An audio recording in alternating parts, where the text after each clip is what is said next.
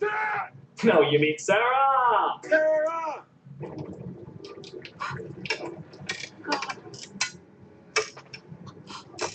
Wait a minute, a second ago they couldn't get the glass open. Now the slightest bit of pressure is gonna bust it? This trailer's as reliable as a BP pipe! They managed to grab her in time as Doughy Guy comes in to save the day. What is it? Come on, he just put his hand on the shattered glass. Who makes these fucking windows? Who's hurt? What do you need? We need rope.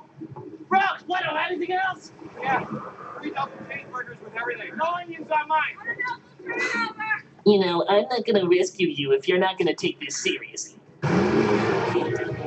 Okay, so his one Jeep somehow manages to pull up 2 trailers. Yeah, you figure that one out. When guess who returns? Now tell me, why the hell did these 2 come back? Did they just want to make sure they were still hanging there? Maybe instead of just leaving them on a cliff, they were like, oh yeah, we're dinosaurs. Let's fucking eat something. Oh, hey, is that Mommy? Is she angry? You might still have a chance if she's not very angry. So the guy gets eaten, and watch this. Both trailers fall right through them, not damaging one fucking hair on their heads. I haven't been impressed with such incredible luck since the pipe scene from Twister. Some people have all the contrived conveniences, don't they? That's famous. Yeah. So the hunters find our heroes and manage to pull them out. I'd just like to point out it was mean, terrible man who helped you out of that incident, while those harmless dinosaurs you were trying to protect ate your Doughy Guy and kicked you off a cliff. By moving the baby Rex into our camp, we may have changed the adult perceived territory. You know what? Why they persist in destroying the trailers. You know, feel they have to defend this entire area. Again, we'd like to thank our main heroes for tending to the baby and dooming all people on the island. Rex just fed, so he won't stalk us for food. Just fed? I assume you're talking about Eddie? You might show a little respect. The man saved our lives by giving his... You will show respect for our Doughy Guy. My point is, the predators don't hunt when they're not hungry. No, only humans do. Oh, you're breaking our heart. Oh, Jesus, they're still on blaming the humans for everything. Have you ever considered that if you 4 never showed up, none of these disasters would have happened? They would have gotten the dinosaurs and just put them in a zoo. Oh, no! It's almost like... what we do with other animals, you goddamn little tree hugger! Let's get this movable beast underway. So they journey to the only control tower where they can possibly make contact. Making friends with Ahab, huh? So, you gonna be in the remake of Psycho? Yeah. Yeah, me too. Fucking agent. On the bright side, maybe we can tell William H. Macy not to be in any of these Jurassic Park movies. So as they take a break, one of the hunters, played by Peter Stormare, gets attacked by the Comeuppance-saurus because he attacked them earlier. The other hunters forget about him almost as fast as the audience does. But later that evening, they hear something going bump in the night. It turns out it's the T-Rex because he smells the blood on Julianne Moore's jacket.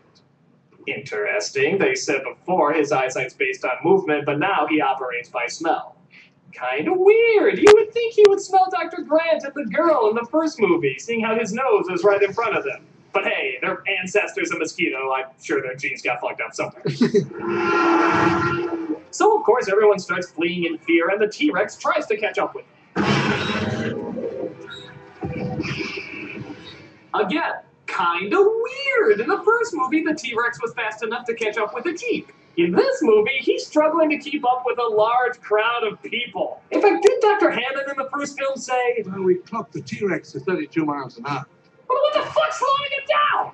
Oh well, I guess this one has a disadvantage from the other film, seeing how this one was not kept in captivity, has been hunting in the wild for 4 years. I guess that would slow any dinosaur down. Again, mosquitoes! The genetics must be crazy. That's famous. Yeah.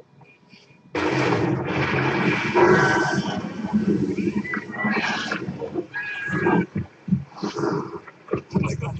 Ah! Snake! Oh my god, a snake! Is there anything worse than a snake? Oh yeah, the giant Tyrannosaurus waiting for me outside! So while the T-Rex is eating the snakophobe, Jeff Goldblum comes in and helps everybody escape. Only to be attacked by Big Shock. More dinosaurs! Go. As fast as you can. Okay, how many lines does Jeff Goldblum whisper in this movie? Mommy's very angry. Hang on, this is gonna be bad. Go. As fast as you can. I mean, what's the point anyway? Critic. See, that's another way to do a perfect Jeff Goldblum is what you gotta do. You gotta whisper, and this is perfect for the trailer because this is trailer fuel. Because when you get that deep whisper, it makes it sound like you're saying something really important, when really you're just rambling. And Jeff Goldblum. And to demonstrate here, I'm gonna use this glass of water. And yes, now we'll just take the water here and drop that there, and look, the water went a different direction than it did the first time. Do you know why that is? Because tiny little fibers and microvesicles and little lines in your hand, I'll guarantee will go a different direction every time. And that is the essence of chaos. And when you have chaos, Critic, do you know what you have? You know what you got? Critic? What? Checkmate. All right, enough of you. Checkmate. Shut up! Okay, so while the rest of them try to outrun the Raptors, Vince Vaughn gets away and makes it to the tower, trying to radio for help.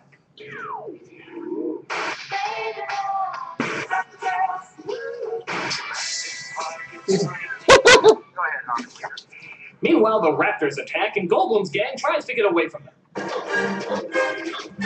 No, don't you remember they can open doors? And that too. He manages to hide in the building with the other two, but they get trapped on the second floor. Kelly? Kelly, no! No, Kelly, don't! It's too cliched and too contrived! Yes, folks, she's using her flips and kicks from her gymnastics class to save the day.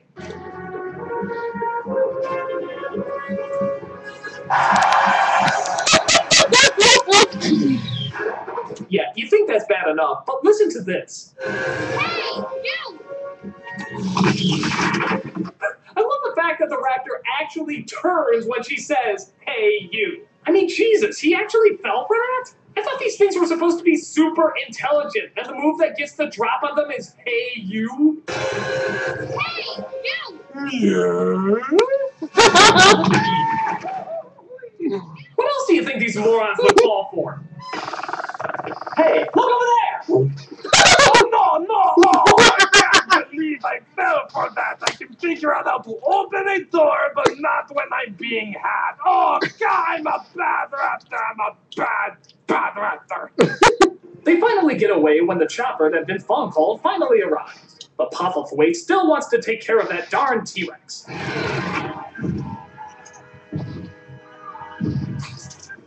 Well, that's one souvenir they won't be taking with them. But you stole their bullets? That T-Rex is eating people, you asshole! My God, these are the people that helped you out of the cliff and told you where the radio tower is. And you're honestly going to take away their only means of defending themselves? Jesus! All you ever do is wave your finger at how people are gonna get killed, and yet you're constantly getting people killed! What's wrong with you? You're terrible heroes, all of you! You deserve to be shot! Damn it, Vaughn! I guess in the long run it doesn't matter because they still capture the T-Rex anyway and bring him to San Diego. But the ship crashes into the docks as it seems the T-Rex got out of his cage, ate the crew, and somehow locked himself back in the cage. Where's the crew? All over the place. Look at this. Don't you love it how the T-Rex ripped a guy from his hand and yet somehow didn't damage any other part of the room? Consider an animal, isn't he? Well, of course, some dumbass presses the button and accidentally lets the T-Rex go, allowing the monster to run amok all throughout San Diego. Now you're John Hammond. That's right. Now you're John Hammond. I didn't even know we were supposed to hate him by this point, but ooh, I hate him now! So the T-Rex roams the neighborhood and searches for water.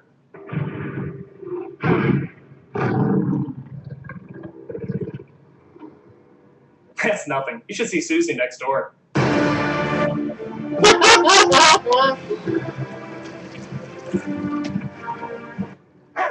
Oh, look, even Boomer makes a cameo in this movie.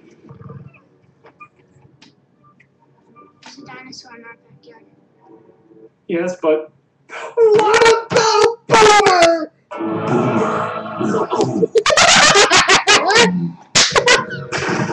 We'll get you another Boomer. So Goldblum and Moore got to find the baby T-Rex as a means to lure the father back to the boat. Hey, what the hell you think you're doing? Taking a kid. You really want to stop us? Shoot us. No, they just let him drive away, of course, because, you know, it's not like it's their job to stop him. And you see the T-Rex ripping the city anew.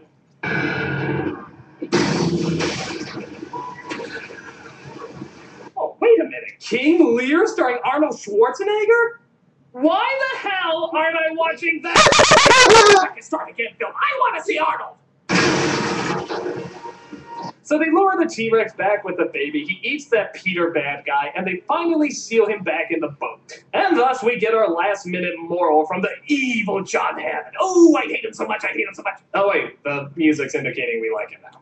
These creatures require our absence to survive, not our help. And if we could only step aside and trust in nature, life will find a way. Dum dum dum dum. This was dumb, dum dum dum dum. This film was so fucking dumb dumb.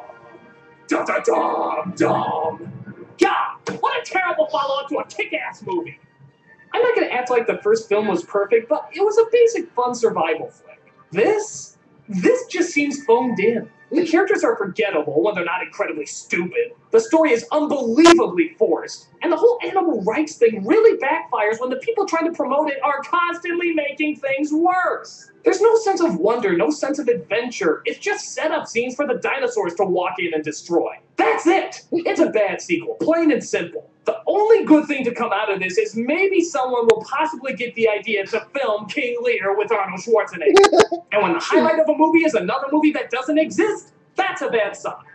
I'm the nostalgia critic, guy, remember? So you don't have to. Okay, how much time do I got left? I got about 2 minutes. 3 minutes. I'm gonna watch the Boomer part again. I want the Boomer. Oh wait, no, hold on. Actually, need to see what the actual game part is.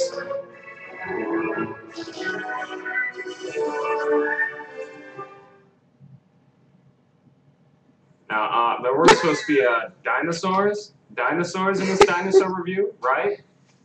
Hello? Hello? Yes?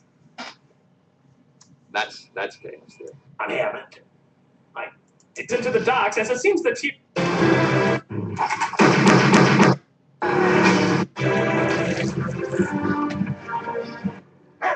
Oh look, even Boomer makes a cameo in this movie. There's a dinosaur in our backyard. Yes, but... What about Boomer?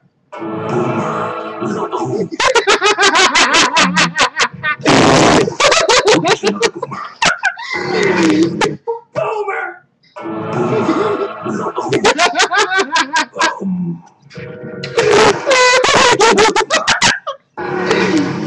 So Goldblum and Moore go to... Oh, come on. Hello? Dinosaur in our backyard. Yes, but... What about Boomer?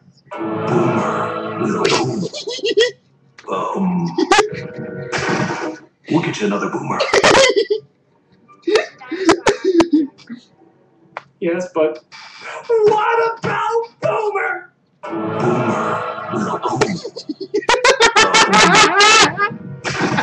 We'll get you another Boomer. Goldblum and Moore go to find the T-Rex as a means to throw the father back to the boat. Yes, but... What about Boomer?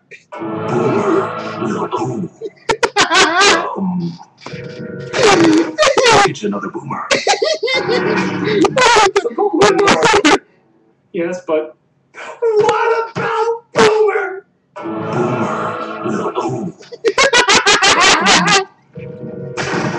We'll get you another Boomer. Okay, Goldblum that's and it. Moore go to find the baby T-Rex